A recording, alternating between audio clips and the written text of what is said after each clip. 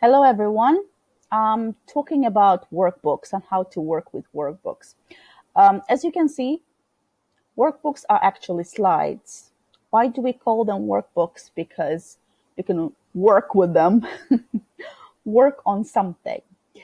So there are several types of things that you can do with them. Um, for example, in this part, some things are editable. Editable means you can do something with them. You can move them, you can change the text and stuff like that. And there are parts that are not editable. For example, here you cannot type anything or move anything. So in this type of exercise, you need to match the phrases to their types. Yeah. So for example, you take this quite often thing and you drag it to adverb plus adverb because that's that's what it is. All right, moving back. All right, then in this part, when you see these orange, beige, whatever color boxes, means you need to type something there. So here you need to find mistakes and correct them. Meaning you look here, you cannot write anything here because this part is not editable. But you look at this phrase and you correct the mistake and write your answer here. So you can type something. Tick, tick, tick, tick. Back. All right. The rest is very similar, either drag or type. Okay, drag or type. All right.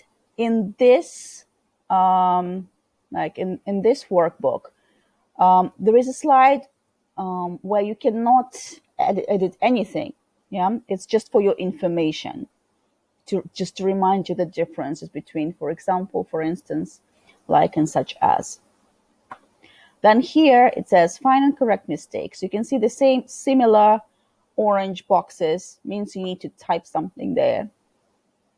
Type your correction. All right.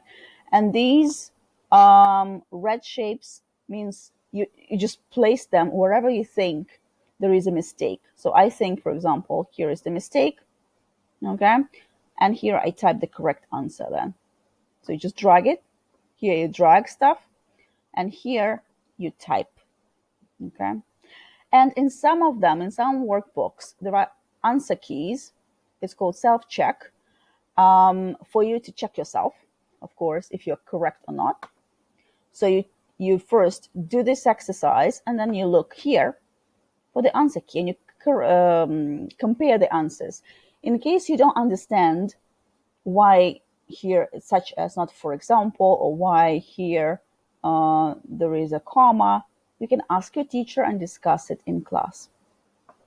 Also, in some of the workbooks, in the end, you can see this link to some video that explains the same topic. So if you don't understand still the difference between, for example, for instance, such as and like, you can click here and watch the video. The same video you can find on Moodle. Well, that's it. That's all for now. Thank you for your attention.